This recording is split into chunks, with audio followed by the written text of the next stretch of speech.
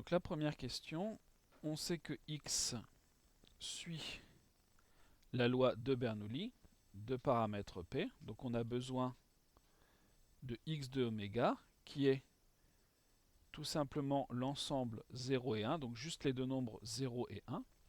On sait que la probabilité que x soit égal à 1, c'est petit p, et que la probabilité d'avoir 0, c'est 1 moins p. Donc ici, comme je le disais à l'instant, la probabilité que x soit égal à 1, c'est petit p, hein, c'est la loi de Bernoulli. La probabilité que x soit égal à 0, c'est 1 moins p. Bien sûr, avec les autres lois qui n'auront pas que deux valeurs, on écrira la formule générique pour s'en sortir. Et donc ce qu'on nous demande, nous, c'est la fonction génératrice de notre variable aléatoire, donc grand G de x.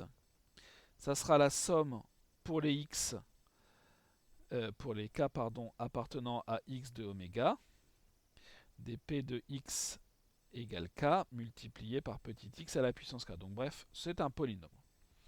Ici, il n'y a que deux valeurs, donc on va avoir p de x égale 0 multiplié par x à la puissance 0, plus p de x égale 1 multiplié par x à la puissance 1.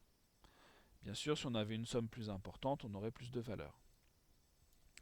Et donc, on a p de x égale à 0, c'est 1 moins p, multiplié par x à la puissance 0 qui vaut 1, plus p multiplié par x. Donc g de x égale px plus 1 moins p, polynôme du premier degré, une fonction affine si vous préférez. Voilà pour la fonction génératrice de la loi de Bernoulli de paramètre p.